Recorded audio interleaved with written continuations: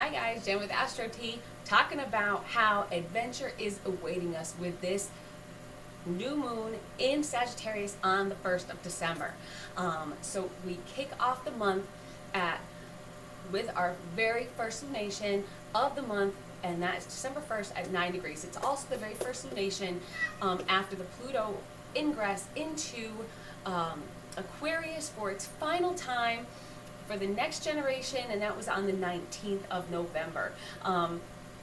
Really, it's beginning that transformation that the world is going to go through for our next generations to come.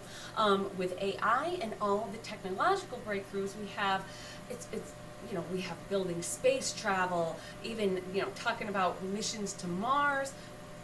We have chips going in people's brains to make them be able to, see, hear, maybe walk. All that is just insane.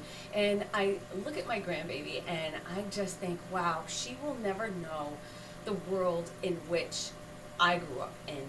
I grew up in the 70s. Things were completely different back then.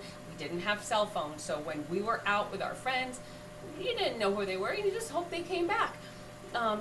Nobody was accessible at all times like we are now with our phones constantly stuck to us. Things were just incredibly different. There was no internet. You had to read books. We had these things called encyclopedias that, told us everything we needed. And now everything's on the internet. Everything's just through AI right in front of us. You just ask it a question and it answers you. It's crazy the way that life is so different. We have cars that can drive themselves now. Just things that, what sci-fi had predicted the future was going to be. It's so much more than they could ever have predicted.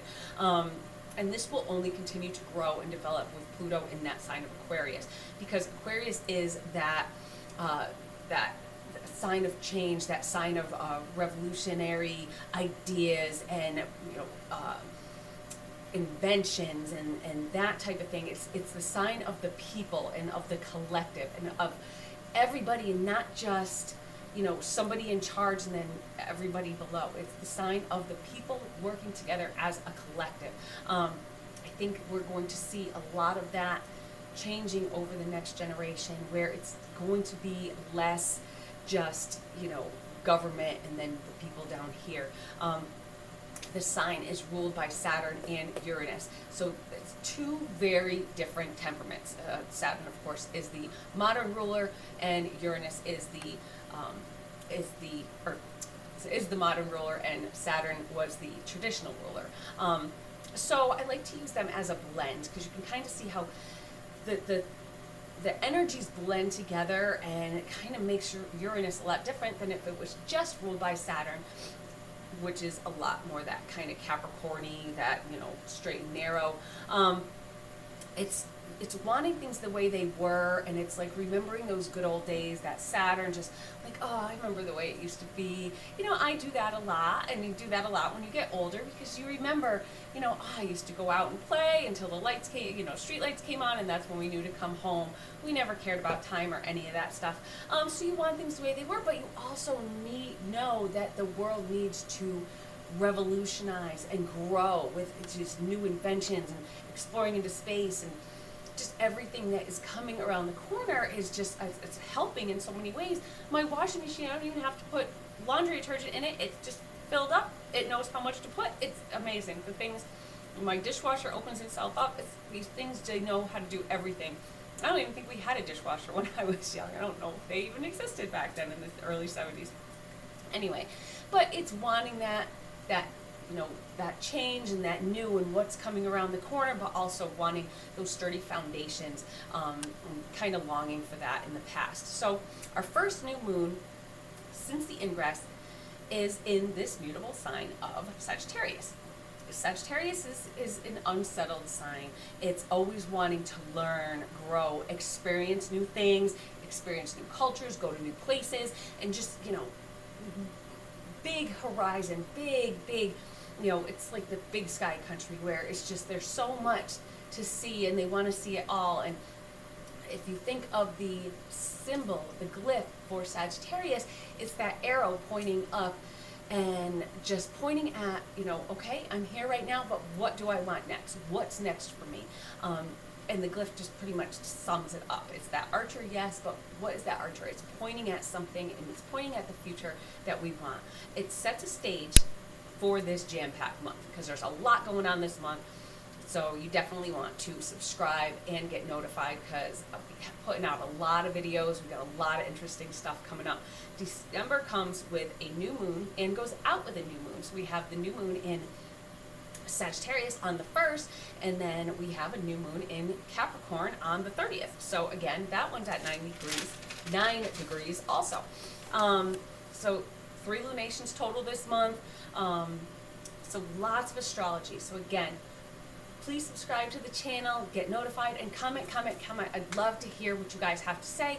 It also helps grow the channel. It really gets that algorithm going, and then we can spread the news to everyone, and just so everyone knows what's coming around the corner, because there is a lot coming around the corner, you guys.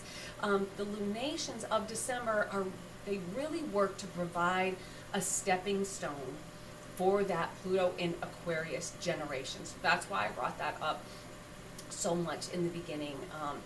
So because we're moving pretty slow this month, and we need that new moon energy to kind of get us going, to get us heading towards that future. And again, that Sagittarius, that arrow, it's pointing towards our futures. So, Mars is getting ready to station retrograde, so it's slowing down. Mercury is currently retrograde. Then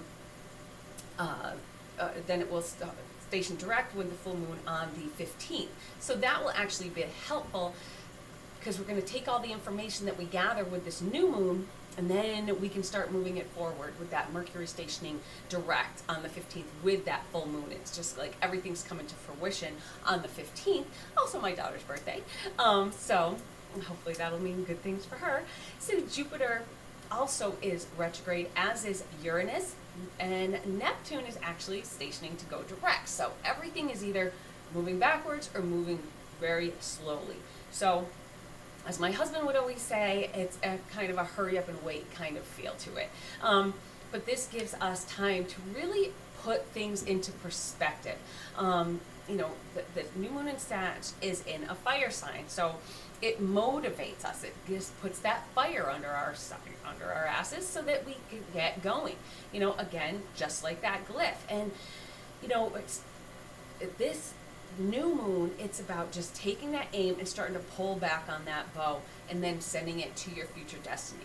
Where is it pointing for you?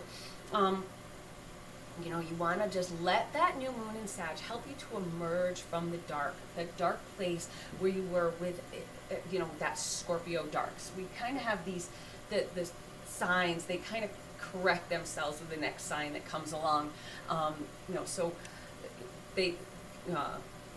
Scorpio is still searching for that information, but that's that deep soul searching. And now in Sagittarius, it's that I know things now, and I'm going to spread my knowledge to the world. So it's, coming out of that place of those dark, deep, and overwhelming emotions, just letting that go so that you can move ahead and just push towards your future. So as always, a new moon, again, is a new start. It's a new beginning, a new seed planting, or a new intention. It's a focus on the future. So we use the retrograding planets really will be useful during this new moon, because you want to look back on your life a little bit. Are you where you want to be? Are you happy with what you're doing and where you are? Are you cultivating your inner fire? Are you really doing what just gives you that fire, that gives you that drive? Or are you just like laying back and just kind of taking it? One of my passions is astrology, obviously, but I have this channel also doing tarot and just all those kind of occult things. That's what gets my passions burning. But during the day, I do have my normal job, and that's accounting, and it's nice. Doesn't get your passions burning, but still, so this is why I do what I do, and this is why I want to, reach out to you guys and spread the word so that you can maybe feel passionate about it too. Because it's just something.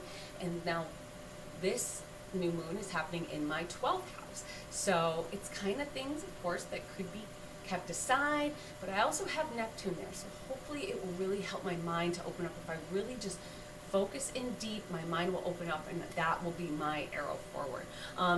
So, are you ready to begin a new adventure? Are you contemplating on learning a new culture, maybe a new religion, going to a new place, visiting a new country, new state, something, whatever or wherever it is, learn all you can first. That is my advice with this new moon.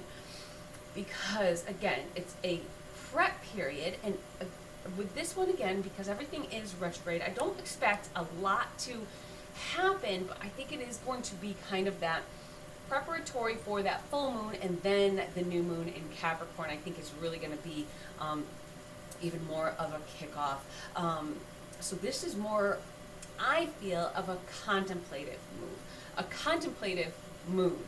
So it's kind of like you're getting the research done. It's time to research. Sagittarians, and Sagittarius itself, it can be spontaneous, like any fire sign, just fly off, do whatever they want, flying off the seat of their pants. But with the retrograding Mercury, slowing Mars, as these two personal planets, it kind of puts the brakes on a little bit. So, say it's a trip you're looking at booking. So really look at where you're going. What options are there? Take that information instead of just bang, bang, book now button, I'm done. Maybe find the hotel that looks great. Maybe, oh, this looks amazing. Of course it does in the pictures. But when you say Google Street View it, it's a little less savory. So a funny thing, on our last vacation, we went to Jackson Hole, and then we went to a cabin that we stayed in Yellowstone Park. So we were in in Jackson Hole, and I saw this, and gorgeous place, don't get me wrong, but there was these cabins, and they were just like in like a park with trucks next to them, and I was like, oh no, please. And please don't let the ones that we got look like this, because I wanted that like seclusion. And of course it ended up being that they were awesome, and we're thinking about going back, but of course we want to change things up a little bit this year. And now that is, with this new moon, it's our contemplation. What do we want to do? Now we know the things that we want to do, so how do we want to work it out? And that's what you want to do. You want to really get all the information you can to really plan things out, and then you want to go and move forward with them. Then you want to release that arrow. So now it's just that pulling back time, and when you release it, that's with that full moon, and then getting things done and things coming to fruition. Sag placements and transits through Sag can have you feeling kind of also a little bit like a know-it-all, like, trust me, trust me, I know that, don't worry about it. But you still want to gather that information, because even if you think you know everything, there's always more you can find out. And there's a huge world out there. There's there's so much you can learn about so many things, and that's that Jupiter rulership that you just want to just put your face in a book, search things online, find out all you can. Google reviews, and Google Street View I think is amazing to use to do it. But just, you might not know everything, like I said, so don't, you can be preachy, but you want to, really know the information. And when we have that full moon in Gemini, that's kind of when the information kind of comes to, its fullness, because, Gemini, they just know the ins and out of everything. So no matter what this house falls in, do your research. So say it's in your 7th house, for instance. So maybe you met someone overseas, somebody that you fell in love with online, and they live in another country. So that's Sagittarius. That's that, could be foreign, or maybe they're in a different religion than you are. You want to learn all you can, because before you just jump on a plane and fly to some place that you've never seen, you want to kind of learn about that culture, learn about where you're going, learn about where that arrow is aiming. We have Venus in Capricorn trying to Uranus, so we are warned to be careful. So that's going to kind of just slow us down a little bit. That trying to Uranus, you want to be careful with your heart, be careful with your wallet, because that Uranus could make you do something rash. It could be like, oh, no, spending the money, doing it. Oh, no, dating this person, doing it, but without really, Uranus also likes to throw a wrench in things, even though it is a trine. It can be like so exciting, say a new relationship or a new venture, say you know, something you're putting your money on, maybe stocks or something like that. But you want to be careful, because sometimes if it's too good to be true, that sweep off your feet energy, but you want to stay grounded. And the Saturn square to the new moon will help that. Saturn square, everyone gets a little bit nervous because Saturn can be very negative.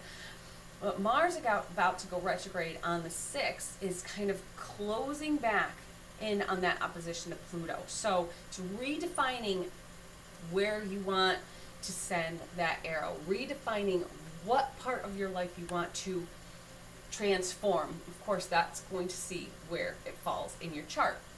If it's your first house, maybe you're transforming yourself, transforming your outlook on life, transforming the way, people perceive you. Maybe 10th house, you're transforming your career, and you're getting a jump start with that.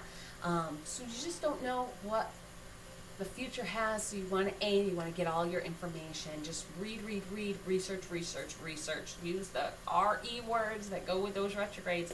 So once the full moon in Gemini comes along again, it'll feel like, I think I got this all figured out. So then, by the new moon in Capricorn, we'll be, ready to move forward. We have all the information, we have things planned out logically, realistically, and, that cardinal sign of Capricorn is really, putting that intention into action, with a well thought out, planned out plan, so you're just getting everything before you're acting rash. So we also have, though, a T-square with the moon and Saturn, and that, I look at Saturn as it's like an acre, because it's a T-square with the new moon, and it's with the moon and Jupiter. So if you look right here, so we have Saturn here, square to Jupiter, and then square. So we see how it goes like that. Okay. That looks like but it's not. Then we have this opposition happening, the cluster up here, so that new moon, and what is it conjunct? It's conjunct Mercury. So it's about gathering that information, again, relearning things, re-looking into stuff, because it is going retrograde. Wait, Mercury's not in there? I don't know why I have that in there. Because that should actually be down here. Going down here. Or no, that's Mars. Oh my God, my brain is broken. See, that's me not gathering all my information. And I actually did have it, because I do have Mercury in the right place, and Mercury is going retrograde in Sag. So it is about gathering that information. Oh, I am so sorry, you guys. But see, that T-square will keep you grounded, and it will, T-squares are never easy. So it can bring discomfort, and it can bring obstacles, especially when Saturn is involved, of course, because Saturn likes putting the brakes on things. It's like throwing something up in your way so you can't get around it, and you're just kind of like, kind of feeling like you're off and by yourself, unable to really get things going. But it spells out what I said with this new moon. The new moon wants to start something big, something expanding our horizons, something, with its opposition to Jupiter, because the new moon is the T-square, it's then opposite to Jupiter. So with that opposition, we will be teetering on going a little bit too far. That is the one, negative aspect of Jupiter, is that it can be, too much of a good thing is too much. It can be a bad thing. So, but Saturn will be that temperance that kind of keeps you under control. It will be a hindrance, so you can't do too much. So you can't just go crazy and not think about things. It kind of holds you back. Personally, as a Cap rising, so I'm a Capricorn rising, I like Saturn. I think, I always have been the responsible one in the room. It can keep you focused, it can keep you grounded, it can keep you a little bit unfun at times, but it also, you know, it helps you, it forces you to put in the work. And, you know, sometimes you just don't want to, but if you gain that knowledge, and when the square separates, we can put that plan into action again with that full moon in the middle of the month. So let me know what your intentions are, you guys. Again, leave a comment, and make sure you subscribe. Put in the subscribe button right up here. So just hit that, and you'll be subscribed. You'll, you know, get notifications. You hit the notification bell, you get notifications of videos coming up, and it's just a lot of exciting stuff. So I just love to have you guys come on this adventure with me, and I will see y'all soon. Bye.